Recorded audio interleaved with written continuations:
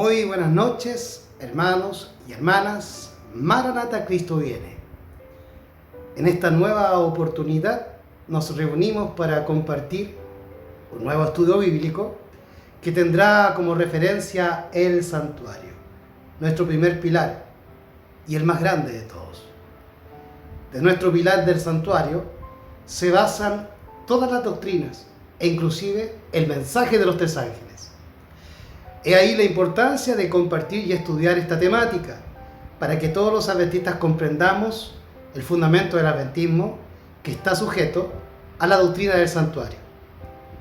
Lamentablemente muchos a través de la historia adventista se han levantado para atacar el santuario, pastores, teólogos y también laicos. Hoy en día se está suscitando una ola de apostasía dentro del adventismo, un zarandeo tremendo, dentro de lo cual lo primero que se ataca por muchos de estos apóstatas es el santuario. Ejemplo de ello tenemos a Nathaniel Bayoles, que hace poco, junto con el pastor Oscar Sandes, negaron la existencia del santuario y del juicio investigador. Así también, a mediados del siglo XX, nos encontramos con la figura de Desmond Ford. Pero si nosotros viajamos a la historia adventista, nos encontramos con personajes como el pastor Snook y también el mismo Rinkerhoff y D.M. Cartwright, quienes negaron, juntos con otros personajes del adventismo, la verdad del santuario. Hoy vamos a comprender que aquellos que están negando el santuario o el juicio investigador, en realidad no estudian la Biblia y quieren defender su pecado y quieren defender el universalismo. El hecho de negar el juicio investigador para los cristianos comenzado en 1844, además de negar nuestro fundamento como adventistas, es negar también el juicio de Dios y es negar el carácter justo de Dios. Y solamente quieren exaltar el amor de Dios de una manera sentimental, lo cual, según la mensajera Elena G. de White, es espiritismo. Tratando de eliminar de Dios su justicia y por ende su juicio. Pero el mensaje del primer ángel nos dice que la hora de su juicio ha llegado. Y es por eso que negar el juicio de Dios es negar el Evangelio eterno que está comprendido en el mensaje de los tres ángeles y de la Biblia completa desde Génesis a Apocalipsis. Así que bienvenidos a este estudio. Por favor, si les gusta este video y este tema, apóyeme con un like y compártalo para que otras personas también puedan edificarse con esto, pero sobre todo para que Dios sea glorificado y Él dado a conocer. Suscríbase también a mi canal para que pueda participar de los siguientes temas que vamos a continuar compartiendo. Y acompáñenme ahora, por favor, en oración para pedir al Señor la gracia del Espíritu Santo y la bendición de lo alto. Padre nuestro que estás en el cielo, sea alabado, glorificado, bendito y santificado tu nombre. Te agradecemos por este día que se fue y te agradecemos por este nuevo día que comienza. Y te suplicamos que en este nuevo día podamos comenzarlo en tu labor de enseñar tu palabra y de estudiarla. No somos solamente oidores, sino que te pedimos que también nos hagas hacedores, porque no son los oidores sino los hacedores los justos. Y te pido que a todos nosotros nos hagas no solamente oidores, sino también hacedores. Te suplicamos, Señor, que nos des tu Santo Espíritu, no sin antes te pedimos que nos des tu perdón y nos limpies en la sangre del Cordero todo pecado con el cual te hayamos ofendido. Dios nuestro, Padre eterno, en el nombre de tu Hijo, de Jesús nuestro Dios y Creador, te pedimos que nos autorices para estudiar tu palabra y que nos des su carácter y su tono de voz. Todo esto lo pedimos humildemente, pidiéndote la unción de tu Santo Espíritu, del Espíritu de Cristo y del Espíritu del Padre, tu presencia, tu poder. En el nombre de Jesús. Amén y amén. Así que bienvenidos a este estudio. Vamos a comenzar inmediatamente leyendo 3 citas de los testimonios y luego vamos a estudiar solamente la Biblia, donde vamos a comprender que aquellos que quieren rechazar la existencia de un templo en el cielo, en realidad están rechazando los testimonios bíblicos, que nos hablan precisamente, como vamos a ver de aquí en más, la presencia de un templo en el cielo. Para ello vamos a utilizar el Antiguo Testamento como el Nuevo Testamento. Así que vamos a pasar por libros como Éxodo y también vamos a irnos a libros como Hebreos y también Hechos de los Apóstoles. Así que bienvenidos. Pero vamos a comenzar entonces leyendo el Espíritu de Profecía en el testimonio Special Testimonies o Testimonios Especiales, serie B, página 17. Y también vamos a hacer mención a esta cita que se encuentra en Cristo en su santuario, la página 14, párrafo 4. Satanás se esfuerza constantemente por crear suposiciones fantásticas acerca del santuario y degrada las maravillosas representaciones de Dios y el ministerio de Cristo para nuestra salvación en algo que satisfaga a la mente carnal, a la mente pecadora. Elimina su poder rector del corazón de los creyentes y pone en su lugar teorías fantásticas, inventadas para invalidar las verdades de la expiación y destruir nuestra confianza en las doctrinas que hemos considerado sagradas desde que se dio el mensaje del tercer ángel por primera vez. De ese modo, extirpa la fe en el mismo mensaje que ha hecho de nosotros un pueblo diferente y que le ha dado significado y poder a nuestra obra. Por lo tanto, la gente busca eliminar aquel mensaje que nos hace distinto a las demás denominaciones. Y para querer igualarnos a las demás denominaciones, han eliminado este tipo de doctrina y nos han dejado solamente con predicar a Jesús en una forma superficial. Lo mismo que predican todas las demás denominaciones. Y eso se llama ecumenai o ecumenismo. En el futuro, dice la hermana White, ahora voy a leer El otro poder, página 53. Esto corresponde al capítulo 3, si mal no recuerdo. Capítulo 3, página 53 del libro El otro poder. En el futuro surgirán engaños de toda clase y necesitamos terreno sólido para nuestros pies. Necesitamos columnas sólidas para la edificación. Ni un alfiler ha de ser quitado de lo que el Señor ha establecido. Ni un alfiler ha de ser quitado de lo que el Señor ha establecido.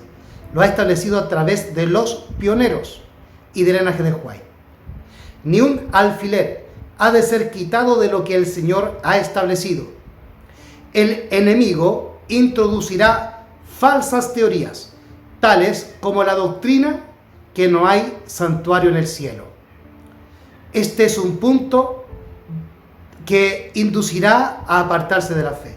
O sea, el diablo va a introducir dentro del adventismo la mentira de que no existe un santuario en el cielo. Y muchos han caído en las manos del diablo, pero muestran una apariencia de piedad y se hacen pasar por buenos cristianos, como bayoles. Pero es Satanás el que está guiando la mente de ese hombre y también la mente de Oscar Sandes. Y esa misma mente maestra, la de Satanás, utilizó la mente de Desmond Ford a mitad del siglo XX y de M. Cartwright, de también Snook y Brinkerhoff en el siglo XIX. Voy a volver a leer la cita. El otro poder, página 53. En el futuro surgirán engaños de toda clase y necesitamos terreno sólido para nuestros pies. Necesitamos columnas sólidas para la edificación. Ni un alfiler ha de ser quitado de lo que el Señor ha establecido. El enemigo introducirá falsas teorías, tales como la doctrina de que no hay santuario. Este es uno de los puntos que inducirán a apartarse de la fe. ¿Dónde podremos encontrar seguridad si no es en las verdades que el Señor nos ha estado dando en los últimos 50 años?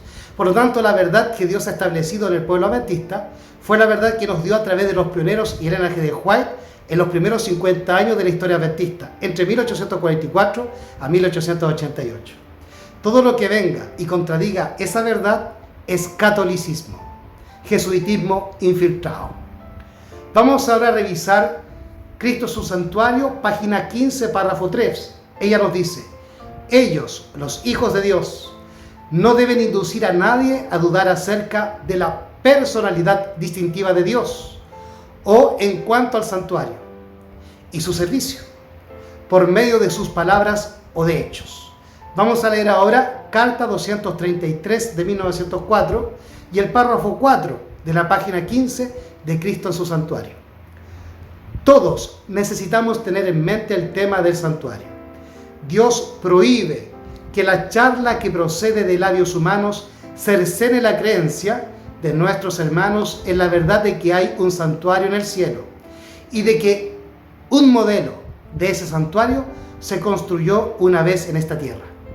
El Señor desea que su pueblo se familiarice con ese modelo, teniendo en mente el santuario celestial donde Dios es todo y está en todo. Debemos mantener nuestra mente vigorizada por la oración y el estudio de la palabra de Dios, de modo que podamos captar estas verdades. Por lo tanto, la mensajera y profeta de Dios nos está asegurando que existe un templo en el cielo y que el templo terrenal fue una copia de aquel verdadero santuario, no hecho por el hombre sino por Dios, y que está en el cielo, donde hoy Jesucristo ministra en el lugar santísimo desde 1844 como real sumo sacerdote. Así que vamos a continuar con la invitación que nos hace la mensajera de estudiar las Escrituras, de modo que podamos captar las verdades del santuario celestial. Muy bien, hermanos, vamos con lo prometido a estudiar la Biblia para compenetrarnos en la verdad del santuario celestial y demostrar a través de la Biblia, con pasajes que vamos a tomar de Éxodo, Números, Hechos y Hebreos, para, afirmar y corroborar lo que Elena G. de White nos habló referente al santuario celestial, pero también para reprender y para demostrar que aquellos que se han levantado dentro de la iglesia adventista para atacar la verdad del santuario y la existencia de un templo en el cielo, en realidad están atacando la verdad bíblica y, por ende, a Jesucristo mismo y a su ministerio en el cielo. Esas personas que atacan la verdad del santuario en realidad son católicos o jesuitas infiltrados dentro del adventismo, que nos quieren llevar a una doctrina católica universal o universalista en que se profesa que todo el mundo va a ser salvo, buenos y malos, y eso desvirtúa a Dios de su justicia y de su carácter. Y Elena G. de White, en el conflicto de los siglos, nos dice que eso es precisamente espiritismo. Comenzaremos, por lo tanto, con Éxodo capítulo 25, versículo 40, donde se nos hace referencia a la construcción del candelero. Y mira, y hazlos conforme a su modelo, que te ha sido mostrado en el monte. Por lo tanto, hay un candelero en el cielo y un candelero en la tierra. Y el candelero que fue hecho en la tierra, o los candeleros que fueron hechos en la tierra, en el marco del santuario terrenal, eran una copia conforme al modelo celestial. Vuelvo a reiterar, Éxodo 25:40. Y mira, y hazlos conforme a su modelo que te ha sido mostrado en el monte. Éxodo 26:30 nos dice algo muy similar, pero en relación con la construcción del tabernáculo, del edificio. Y levantarás el tabernáculo conforme al modelo que te fue mostrado en el monte. Éxodo 27:8. De tablas lo harás, hueco, de la manera que te fue mostrado en el monte, así lo harás. Ahí está hablando, en Éxodo 27:8, del altar del holocausto, que también, cual candelero, cual tabernáculo, son hechos conforme al modelo celestial que le fue mostrado en el monte a Moisés. Números capítulo 8, versículo 4, nos dice lo siguiente: y esta era la hechura del candelero, de oro labrado a martillo, desde su pie hasta sus flores era labrado a martillo, conforme al modelo que Jehová mostró a Moisés, así hizo el candelero. Así que vemos que los utensilios, como también el tabernáculo mismo, fueron, según Éxodo y Números, hechos conforme al modelo que Dios le mostró en el monte a Moisés. Hechos capítulo 7, versículo 44 nos ayudará a profundizar esta verdad. Nuestros padres tuvieron el tabernáculo del testimonio en el desierto, tal como Él lo había ordenado cuando dijo a Moisés que lo hiciese según el modelo que había visto. Hechos capítulo 7, verso 44, citando por lo tanto Éxodo 26:30. Vuelvo a reiterar Hechos 7:44. Nuestros padres tuvieron el tabernáculo del testimonio en el desierto, tal como Él lo había ordenado cuando dijo a Moisés que lo hiciese según el modelo que había visto. Hebreos capítulo 9, versículos 23 y 24.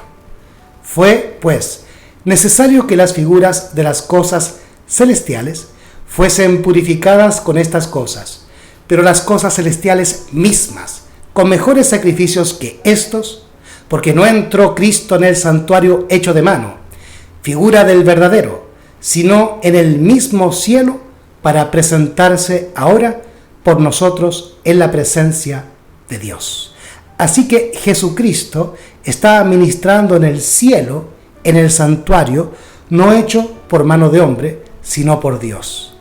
Acabamos de leer Hebreos capítulo 9, versículos 23 y 24, donde nos dice que todas las cosas del santuario terrenal eran figuras de las cosas celestiales, y que existe realmente un santuario no hecho de mano humana, sino figura del verdadero que está en el cielo. Vamos entonces al siguiente pasaje que está en Hebreos capítulo 8, versículos 1 al 6. Dice allí: así que la suma de lo que hemos dicho es: tenemos tal sumo sacerdote, Jesucristo, el cual está sentado a la diestra del trono de la majestad en los cielos, ministro del santuario y del verdadero tabernáculo que el Señor levantó, y no el hombre. Porque todo sumo sacerdote es constituido para presentar ofrendas y sacrificios, por lo cual es necesario que también éste tenga algo que ofrecer. Verso 4. Porque si Él, Jesús, estuviese sobre la tierra, ni siquiera sería sacerdote, habiendo aún sacerdotes que presentan ofrendas según la ley. Cristo era de la tribu de Judá, y los sacerdotes terrenales eran de la tribu de Leví.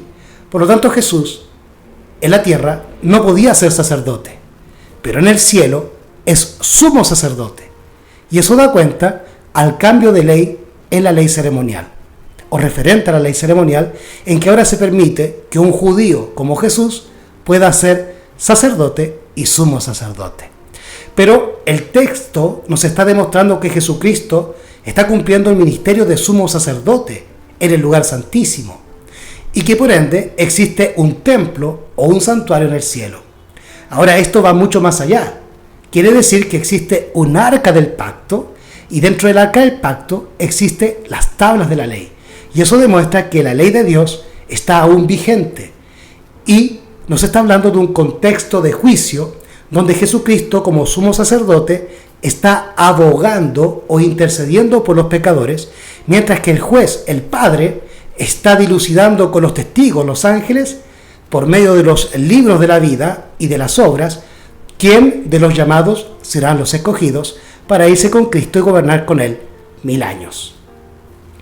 Porque todo sumo sacerdote, vuelvo a leer Hebreos 8, versículo 3. Vuelvo a leer todo del versículo 1 en adelante.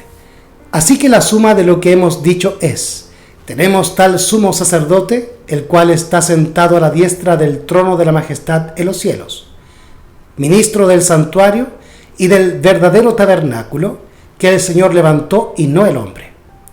Verso 3.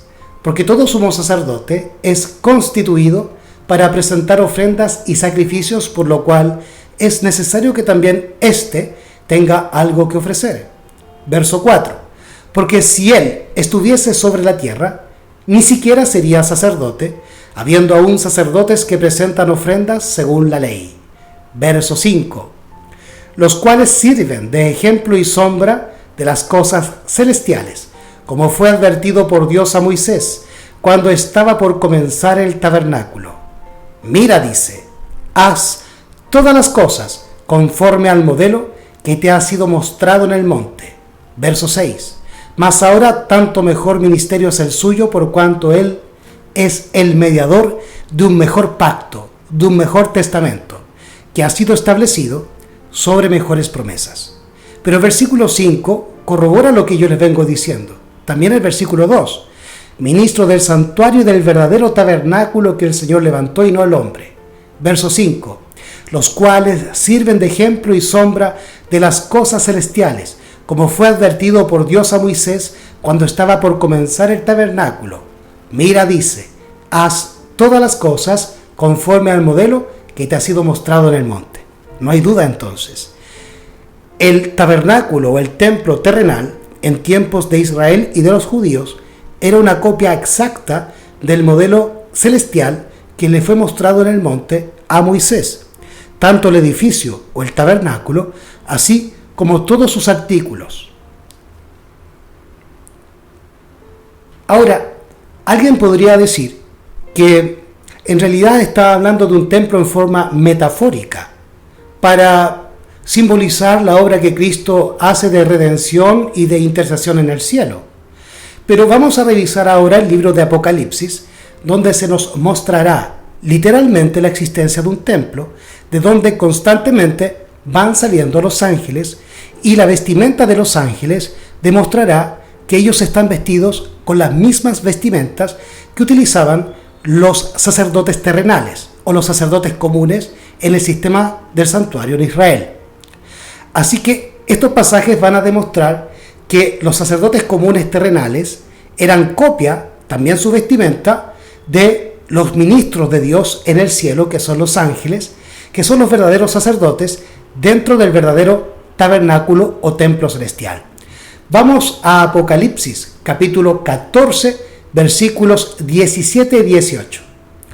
Y salió otro ángel del templo que está en el cielo, teniendo también una hoz aguda. Y otro ángel salió del altar, el cual tenía poder sobre el fuego, y clamó con gran voz al que tenía la hoz aguda, diciendo: mete tu hoz aguda y vendime a los racimos de la tierra, porque sus uvas están maduras. El texto importante aquí lo encontramos en el versículo 17 y en el comienzo del versículo 18 del capítulo 14 de Apocalipsis. Lo vuelvo a reiterar. Versículo 17. Y salió otro ángel del templo que está en el cielo. Versículo 18. Y otro ángel salió del altar. Por lo tanto, vemos a dos ángeles en Apocalipsis 14, versículos 17 y 18, uno que sale del templo y otro que sale del altar. Así que esto nos demuestra que los ángeles sirven dentro del santuario celestial, dentro del templo, y de allí es que salen. Vamos a Apocalipsis capítulo 15, versículos 5 al 8, donde nos dará una información mucho más profunda de la que recopilamos en Apocalipsis 14. Dice allí, Apocalipsis 15, 5 al 8. Y después de estas cosas miré, y he aquí, el templo del tabernáculo del testimonio fue abierto en el cielo. Así que el profeta y discípulo amado Juan de Patmos ve en visión que el templo de Dios en el cielo fue abierto, pero aparece también más adelante el arca de la alianza, y eso lo vamos a revisar en Apocalipsis 11, pero vamos por parte. Continuemos con Apocalipsis 15:5. Y después de estas cosas miré, y aquí el templo del tabernáculo del testimonio fue abierto en el cielo. Y salieron del templo los 7 ángeles que tenían las 7 plagas, vestidos de un lino puro y resplandeciente, y ceñidos alrededor del pecho con cintos de oro. Versículo 7. Y uno de los 4 seres vivientes dio a los 7 ángeles 7 copas de oro, llenas de la ira de Dios, que vive por siempre jamás. Versículo 8. Y el templo se llenó con el humo de la gloria de Dios y de su poder, y nadie podía entrar en el templo hasta que fuesen consumadas las 7 plagas de los 7 ángeles. No hay duda, hermanos, existe un templo en el cielo de donde salen los ángeles vestidos de lino con la misma vestimenta, por ende, de los sacerdotes comunes terrenales. Ahí tenemos una foto en que se nos muestra la vestimenta del sacerdote común y del sumo sacerdote. Vemos entonces que el sacerdote común se viste con un lino blanco y está ceñido con un cinto en su pecho, un cinto de oro, oro de Ufaz. Y tenemos la vestimenta del sumo sacerdote que lleva debajo el lino fino, blanco, pero sobre el lino se coloca el pectoral, el efod, el tumim y urim y todo lo que tiene que ver con la vestimenta del sumo sacerdote una vez al año. Esta vestimenta el sumo sacerdote la utilizaba solamente una vez al año para llevar adelante el día de la expiación o Yom Kippur, o para nosotros el juicio investigador. Vamos a revisar con la Biblia la vestimenta sacerdotal para ver que los ángeles vestidos de lino con un cinto en el pecho utilizan la misma vestimenta de los sacerdotes comunes terrenales, queriendo decir o significando que los sacerdotes terrenales eran una copia, tanto en su vestimenta como función, de los ángeles celestiales, tanto en la vestimenta de estos como en su función. Asimismo, como lo vimos en el tabernáculo y también los distintos utensilios que se utilizaban dentro del tabernáculo, llámense el candelero, los panes, etc. Ezequiel capítulo 44, versículos 15 al 18, nos va a hablar el profeta de las vestimentas de los hijos de Aarón. Mas los sacerdotes levitas, hijos de Sadoc, que guardaron el ordenamiento de mi santuario, cuando los hijos de Israel se desviaron de mí, ellos se acercarán a mí para ministrarme y estarán delante de mí para ofrecerme la grosura y la sangre, dice Jehová el Señor. Versículo 16. Ellos entrarán en mi santuario y se acercarán a mi mesa para servirme y guardarán mis ordenanzas. Aquí está hablando del santuario terrenal. Versículo 17. Y será que cuando entraren por las puertas del atrio interior, se vestirán de vestiduras de lino. No llevarán sobre ellos lana cuando ministraren en las puertas del atrio de adentro y en el templo. Mitras de lino tendrán sobre sus cabezas y calzoncillos de lino en sus lomos. No se ceñirán nada que los haga sudar. Así que estos pasajes nos muestran que los sacerdotes levitas se vestían de lino puro, la misma vestimenta que observamos en los ángeles en los textos de Apocalipsis 14 y 15.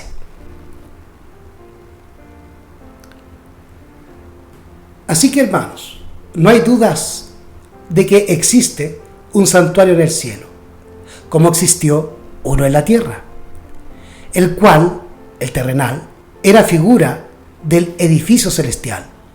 Entonces, bien, si entendemos que el santuario terrenal era copia del celestial, y si el terrenal tenía un arca del pacto con la ley de Dios, esta también debió ser copia de una original en los cielos, debido a que vimos con la Biblia, al principio de este estudio, que tanto el candelero como el altar, el tabernáculo, la ropa de los sacerdotes, eran copia del modelo mostrado en el monte a Moisés, del verdadero tabernáculo en el cielo.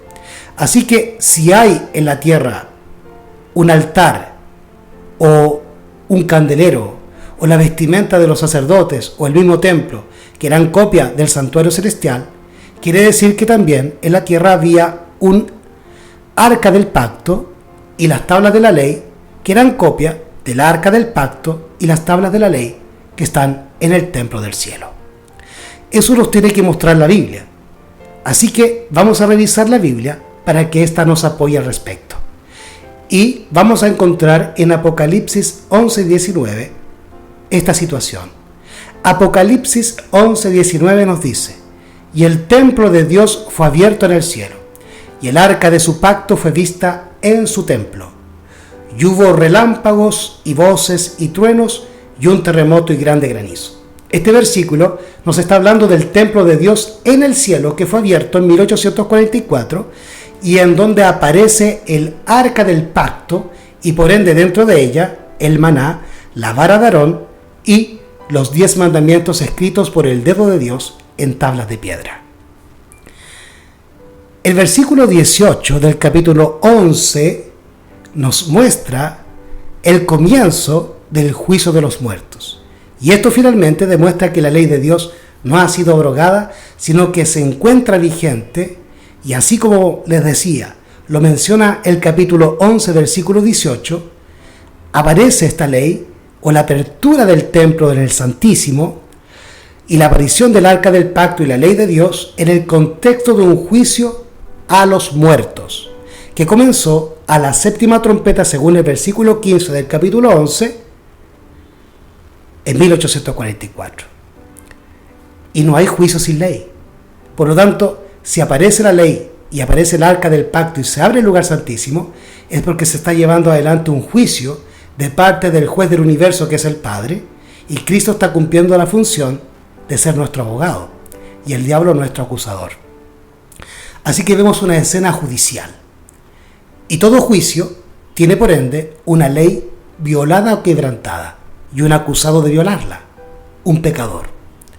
Mateo capítulo 5, versículos 17 y 18, Cristo nos apoya en el hecho de que la ley está vigente. Jesús dice: no penséis que he venido para abrogar la ley o los profetas. No he venido para abrogar, sino para cumplir. Porque de cierto os digo que hasta que pasen el cielo y la tierra, ni una jota, ni una tilde pasará de la ley hasta que todo sea cumplido.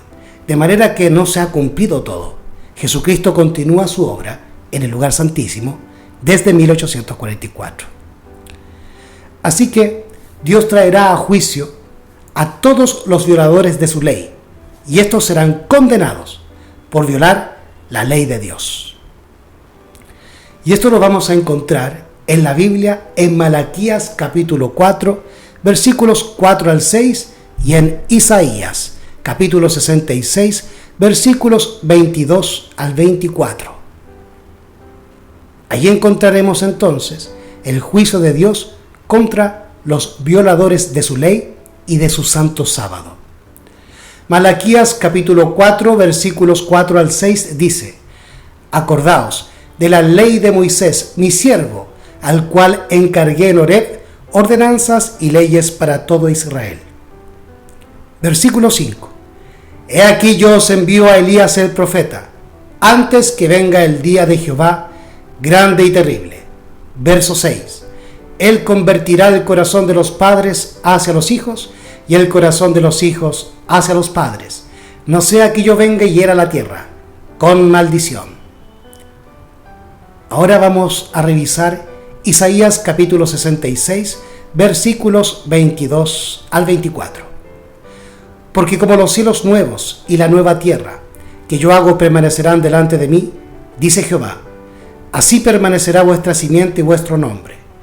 Y será que de mes en mes y de sábado en sábado vendrá toda carne a adorar delante de mí, dice Jehová. Saldrán y verán los cadáveres de los hombres que se rebelaron contra mí, porque su gusano nunca morirá, ni su fuego se apagará, y serán abominables a toda carne. Así que encontramos en Malaquías capítulo 4, versículos 4 al 6, un juicio sobre la humanidad por quebrantar la ley de Dios.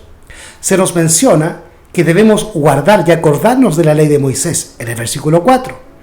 Y se nos menciona también en el versículo 6 que debemos aceptar el mensaje que el tercer Elías, el fuerte clamor, va a traer, el cuarto ángel, en que declarará que debemos guardar los mandamientos de Dios, uniéndose al mensaje del primero, segundo y tercer ángel.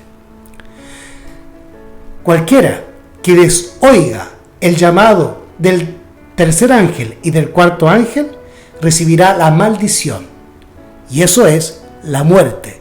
¿Qué es la maldición del pecado? Pues la muerte es efecto del pecado, porque la paga del pecado es la muerte.